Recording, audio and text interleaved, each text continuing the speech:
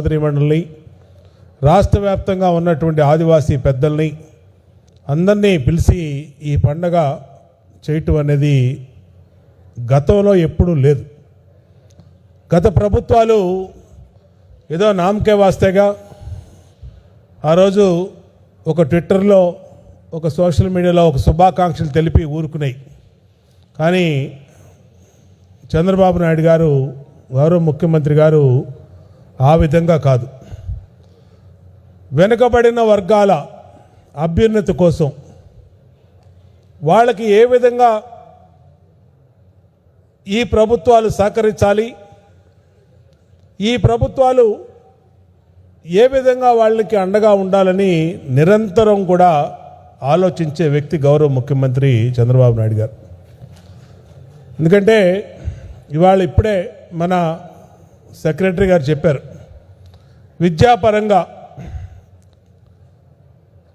ఆదివాసీ పిల్లలకి అందరికీ కూడా సకల సౌకర్యాలతో వాళ్ళకి బ్రహ్మాండమైన గురుకుల పాఠశాలలు పెట్టి వాళ్ళకి బ్రహ్మాండమైన భోజనాలు పెట్టి చదువు చెప్పి స్కిల్ డెవలప్మెంట్ చేసి ఐఏఎస్ గ్రూప్ 1 అలాగే డిఎస్సీలకి ప్రిపేర్ చేసి అన్ని రకాలుగా ఈ ప్రభుత్వం అండగా ఉండటం వల్ల మొన్న గౌరవ విద్యాశాఖ మంత్రి చాలా ప్రతిష్టాత్మకంగా తీసుకున్నటువంటి మెగా డిఎస్సిలో 1300 మంది ఆదివాసీ పిల్లలు టీచర్లు అయ్యారంటే గట్టిగా అందరూ చప్పట్లు కొట్టి గౌరవ ముఖ్యమంత్రి గారికి విద్యాశాఖ మంత్రి లోకేష్ గారికి కృతజ్ఞతలు తెలియచేయాల్సినటువంటి అవసరం ఉంది.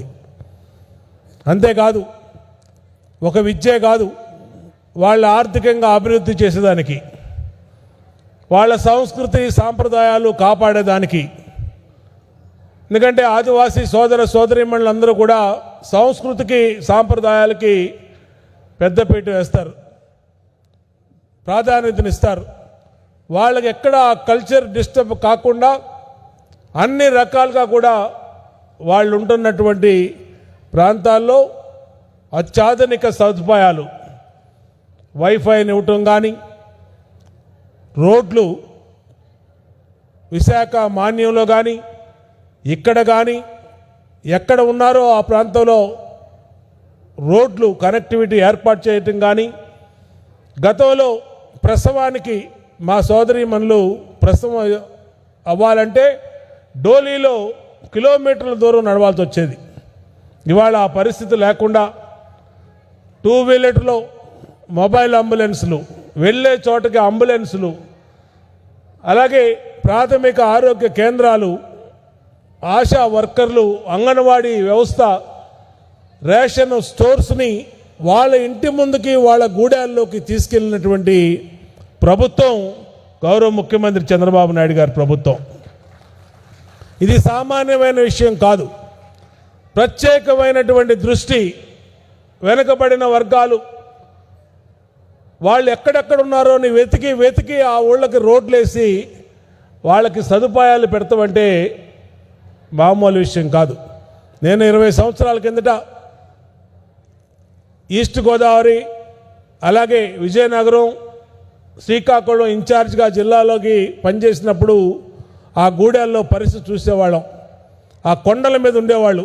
మా గుమ్మడి సంధ్యారాణి గారి నియోజకవర్గం కానీ సాలూరు కానీ ఆ ప్రాంతం అంతా కూడా ఎప్పుడో ఆ కొండల మించి రేషన్ తీసుకోవడానికి నెలకోసారి దిగేవాళ్ళు, మళ్ళీ తీసుకొని వెళ్ళిపోయేవాళ్ళు. ఇవాళ పింఛన్లు ఇంటికెళ్ళి ఇస్తూ ఉన్నాం, తల్లికి వందనం ఇస్తూ ఉన్నాం, చదువుకునే పిల్లలకి అన్ని రకాలుగా ప్రోత్సాహాలు ఇస్తూ ఉన్నాం. అన్ని రకాలుగా మా గిరిజన బిడ్డల్ని ఈ ప్రభుత్వం సొంత బిడ్డల్లాగా కన్న బిడ్డల్లాగా చూసుకుంటూ వాళ్ళు చేసే ఉత్పత్తులు ఏదైతే వాళ్ళు ఆరుగాలం కష్టపడి పండిస్తారో పండిన పంటని మార్కెట్లో తృణధాన్యాలు కానీ మరే ఇతర ఉత్పత్తులు కానీ ధరని కల్పించడం కానీ, ముఖ్యంగా అరకు కాఫీ.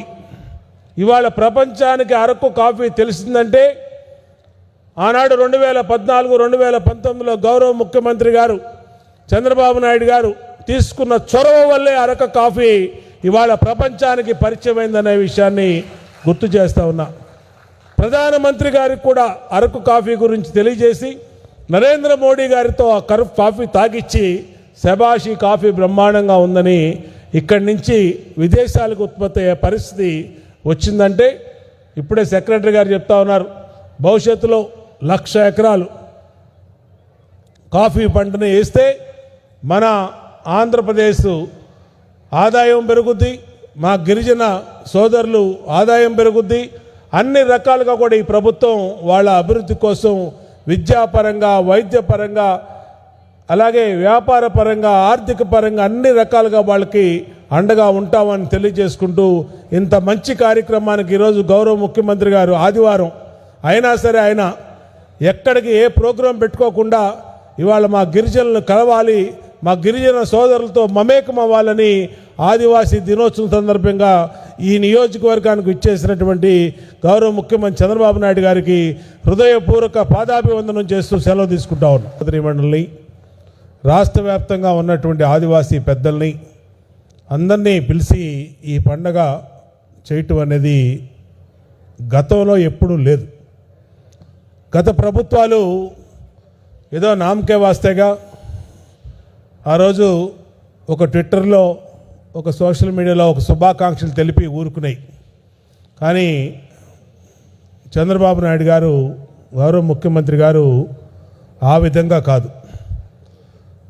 వెనుకబడిన వర్గాల అభ్యున్నతి కోసం వాళ్ళకి ఏ విధంగా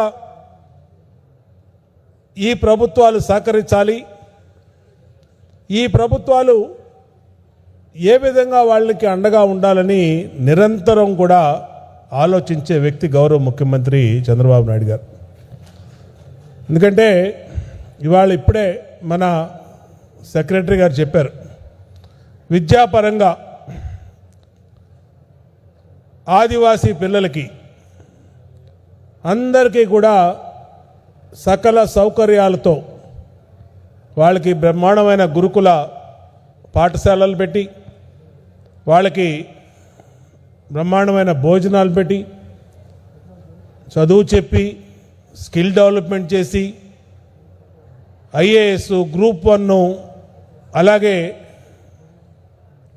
డిఎస్సీలకి ప్రిపేర్ చేసి అన్ని రకాలుగా ఈ ప్రభుత్వం అండగా ఉండటం వల్ల మొన్న గౌరవ విద్యాశాఖ మంత్రి చాలా ప్రతిష్టాత్మకంగా తీసుకున్నటువంటి మెగా డిఎస్సిలో 1,300 మంది ఆదివాసీ పిల్లలు టీచర్లు అయ్యారంటే గట్టిగా అందరూ చప్పట్లు కొట్టి గౌరవ ముఖ్యమంత్రి గారికి, విద్యాశాఖ మంత్రి లోకేష్ గారికి కృతజ్ఞతలు తెలియచేయాల్సినటువంటి అవసరం ఉంది.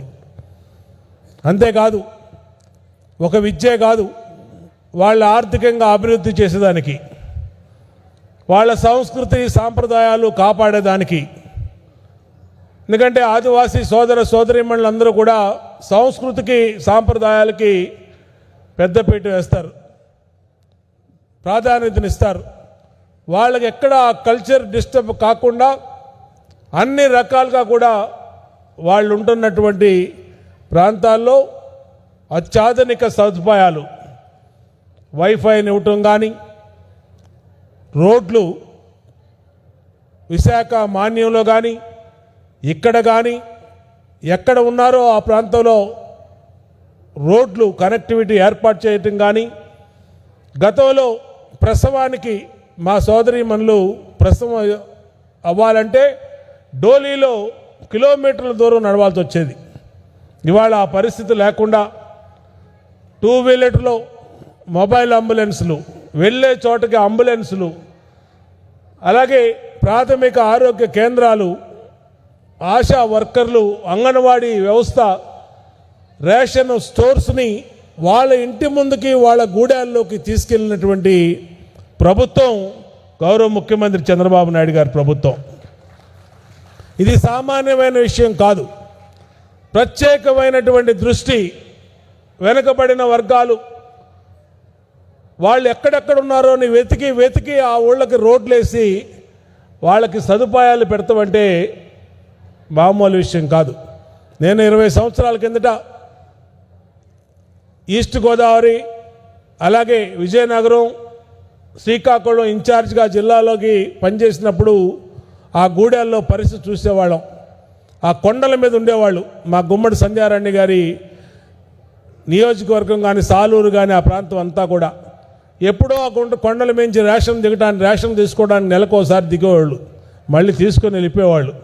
ఇవాళ పింఛన్లు ఇంటికెళ్ళి ఇస్తూ ఉన్నాం, తల్లికి వందనం ఇస్తూ ఉన్నాం, చదువుకునే పిల్లలకి అన్ని రకాలుగా ప్రోత్సాహాలు ఇస్తూ ఉన్నాం. అన్ని రకాలుగా మా గిరిజన బిడ్డల్ని ఈ ప్రభుత్వం సొంత బిడ్డల్లాగా కన్న బిడ్డల్లాగా చూసుకుంటూ వాళ్ళు చేసే ఉత్పత్తులు ఏదైతే వాళ్ళు ఆరుగాలం కష్టపడి పండిస్తారో పండిన పంటని మార్కెట్లో తృణధాన్యాలు కానీ మరే ఇతర ఉత్పత్తులు కానీ ధరని కల్పించడం కానీ, ముఖ్యంగా అరకు కాఫీ. ఇవాళ ప్రపంచానికి అరకు కాఫీ తెలిసిందంటే ఆనాడు 2014, 2019లో గౌరవ ముఖ్యమంత్రి గారు చంద్రబాబు నాయుడు గారు తీసుకున్న చొరవ వల్లే అరకు కాఫీ ఇవాళ ప్రపంచానికి పరిచయమైందనే విషయాన్ని గుర్తు చేస్తూ ఉన్నా. ప్రధానమంత్రి గారికి కూడా అరకు కాఫీ గురించి తెలియజేసి నరేంద్ర మోడీ గారితో ఆ కాఫీ తాగిచ్చి శబాషి కాఫీ బ్రహ్మాండంగా ఉందని ఇక్కడి నుంచి విదేశాలకు ఉత్పత్తి అయ్యే పరిస్థితి వచ్చిందంటే ఇప్పుడే సెక్రటరీ గారు చెప్తా ఉన్నారు, భవిష్యత్తులో 1,00,000 ఎకరాలు కాఫీ పంటను వేస్తే మన ఆంధ్రప్రదేశ్ ఆదాయం పెరుగుద్ది, మా గిరిజన సోదరులు ఆదాయం పెరుగుద్ది.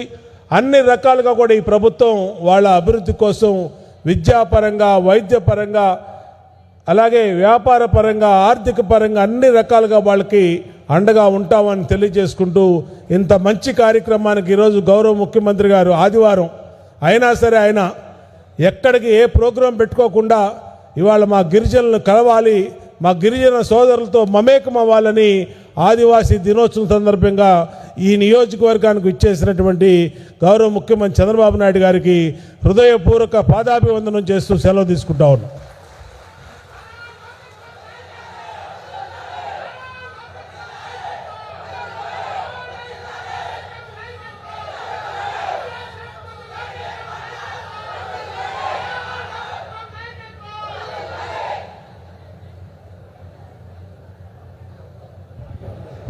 ధన్యవాదాలండి. తర్వాత పాలకొండ శాసనసభ్యులు గౌరవనీయులు నిమ్మక జయకృష్ణ గారిని మాట్లాడవలసిందిగా కోరుతున్నాం.